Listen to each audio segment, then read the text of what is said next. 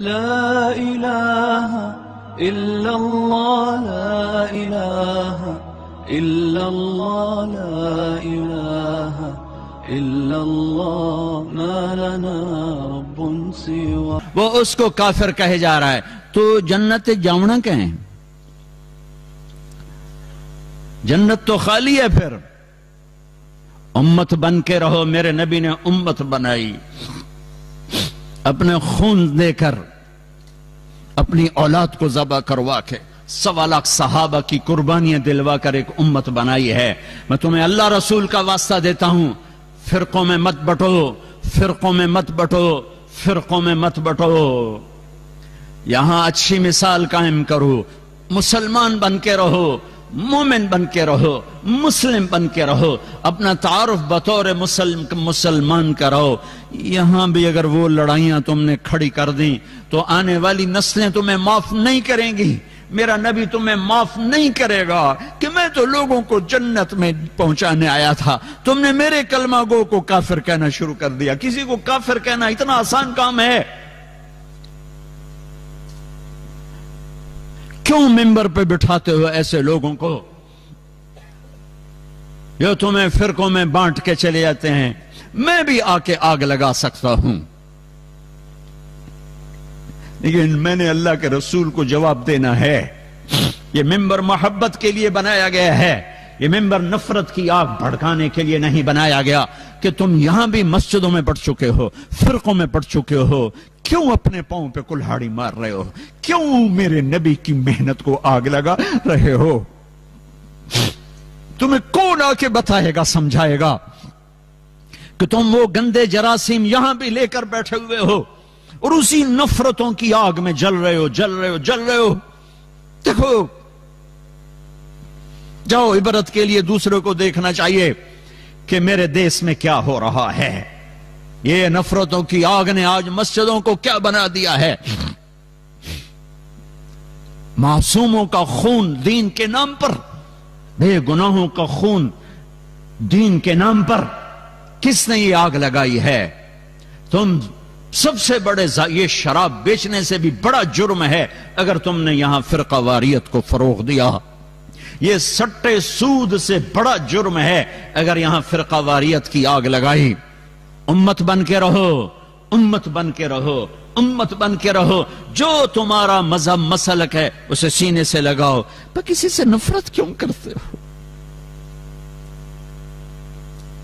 نہ کرو نفرت. پتہ نہیں کون سی ادا میرے اللہ کو پسند ہے اور اللہ جنت کا فیصلہ کر دے. تم کسی کے ٹھیکیدار ہو، تو کریم مہربان ہے، ایک کوئی عمل پسند آتا ہے اور جنت کا فیصلہ کر دیتا ہے. ساری زندگی کی عبادات کو ایک کوئی عمل ناپسند آتا ہے دھتکار کے پھینک دیتا ہے. بے نیاز ہے. اپنے نبی کی محنت کو آگ نہ لگاؤ، اپنے نبی کی محنت پر پانی نہ پھیرو، اپنے دین کو بدنام نہ کرو، اپنے قرآن کو بدنام نہ کرو. اختلاف رائے رہے گا، اختلاف رائے رہے گا. ایک دوسرے کی عزت کرنا سیکھو. ایک دوسرے کو گلے، میرے نبی نے عبداللہ بن ابی کو گلے سے لگا کے نہیں رکھا. تم جانتے ہو عبداللہ بن ابی کون ہے؟ ابو جہل سے بڑا کافر، ابو جہل سے بڑا کافر. ابو جہل اوپر کی دوزخ میں ہے، عبداللہ بن ابی نیچے کی دوزخ میں ہے. لیکن اس نے ظاہری کلمہ پڑھا، میرے نبی نے سینے سے لگا کے رکھا. وہ مر گیا تو ان کے بیٹے سچے صحابی تھے. یا رسول اللہ، میرا باپ مر گیا، اپنا کرتا دے دیں، کفن پہناؤں. آپ نے کہا یہ لو، شاید بخشا جائے. آپ کو بھی پتہ نہیں بخشا جائے گا. کہا یا رسول اللہ میرے باپ کا جنازہ پڑھ دیں. کہا میں حاضر ہوں. جا کے جنازے پر کھڑے ہو گئے. آگے عمر سامنے آ گیا. یا رسول اللہ یہ آپ کیا کر رہے ہیں؟ کہا کیوں؟ کہا آپ کو پتہ نہیں یہ کون ہے؟ کہا پتہ ہے. کہا تو پھر جنازے کیوں پڑھا رہے ہیں؟ کہ شاید بخشا جائے، شاید بخشا جائے. تم ایک مسلمان کو کہتے ہو یہ منافق ہے، یہ کافر ہے. یہ تمہارا ملک ہے کہ یہاں سے لوگ حج پہ جاتے ہیں اور مکے کے امام کے پیچھے نماز نہیں پڑھتے. مدینے کے امام کے پیچھے نماز نہیں پڑھتے. وہ کہاں سے، جہاں سے اسلام آیا تھا ان کو ہی تم نے کافر بنا دیا، تو اسلام پھر ہے کہاں؟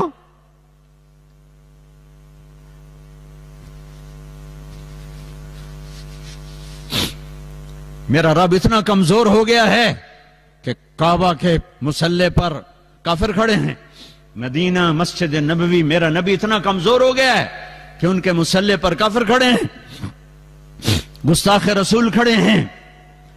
کچھ تو عقل سے کام لو، کچھ تو روکو ان لوگوں کو جو یہاں تک تمہیں پہنچا رہے ہیں.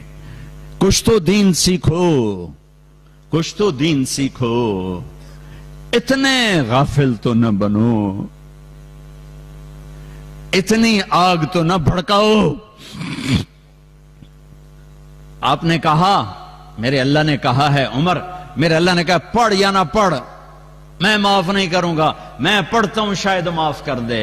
پھر میرے نبی نے کہا، میرے اللہ نے کہا تھا میرے حبیب 70 دفعہ بھی پڑھے گا تو نہیں معاف کروں گا. پھر آپ کہنے لگے اگر میرا اللہ کہتا نا کہ میرے محبوب اگر تو 70 دفعہ ان کا پڑھے گا تو میں معاف کر دوں گا، تو میں اس کا 70 دفعہ پڑھ دیتا. ایک منافق کے لیے جنازہ پڑھایا، پھر جنازے کے ساتھ چلے، انہیں پہنچنے سے پہلے قبر میں ڈال دیا، اس کو باہر نکال کہا باہر نکالو. سب کے سامنے اس کی میت کو نکالا، منہ سے لعاب نکالا اور اس کے منہ میں ڈالا کہ شاید بخشش ہو جائے. اس منظر کو دیکھ کر 100 منافق کلمہ پڑھ گئے. بھائیو، ہم تو غیروں کو اپنا بنانے آئے تھے، تم نے اپنوں پہ توپیں کس لی ہیں. ایک دوسرے کو سلام کرنا چھوڑ دیا، ایک دوسرے کی مسجدوں میں جانا چھوڑ دیا. دنیا میں واحد کام ہے تبلیغ کا جو فرقہ واریت سے پاک ہو کر ساری دنیا میں پھیلا اور پہنچا ہے. ان مجموعوں کو اللہ نے ایسے نہیں اکٹھا کیا ہے. کتنی دفعہ مسجدوں سے ہم نکالے گئے، نکل جاؤ تسی کافر ہو، نکل جاؤ، مسجد دھو. ارے مسجد میں تو کافر بھی آ جائے تو دھونے کا حکم نہیں ہے. مسجدیں دھوئی گئیں.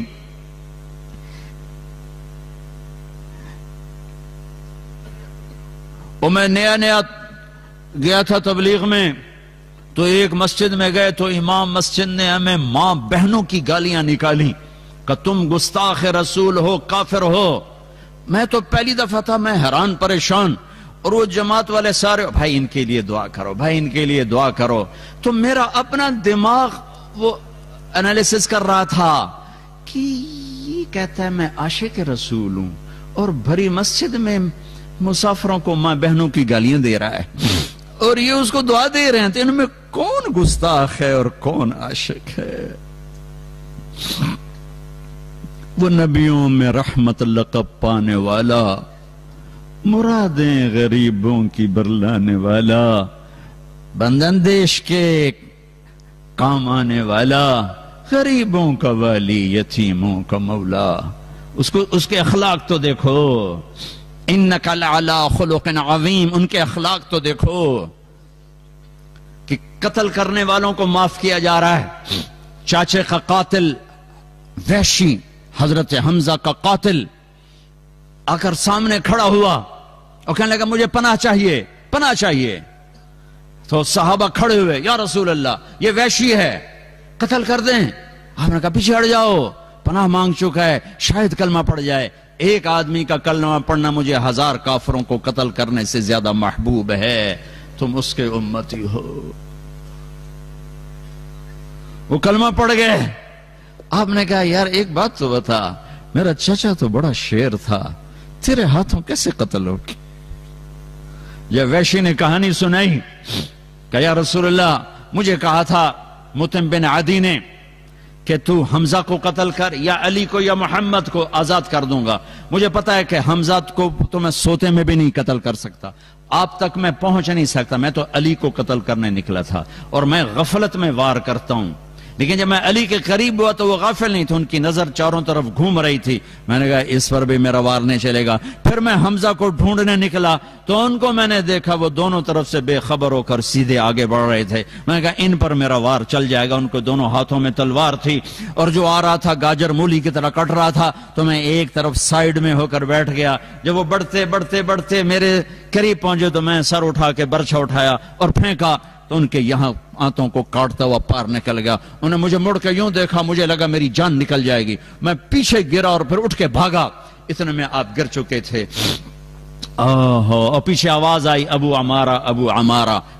حضرت حمزہ کا ہائے ہائے ابو عمارہ سے پکارے جاتے تھے. یہ جو آپ نے سنا تو آپ کے روتے روتے روتے داڑھی آنسوں سے تر ہو گئی. اس کو بھی جنت میں پہنچایا ہے، اس کو بھی رضی اللہ عنہ کا ٹائٹل لے کر دیا ہے، اس کو بھی صحابی بنایا ہے. کس کے امتی ہو؟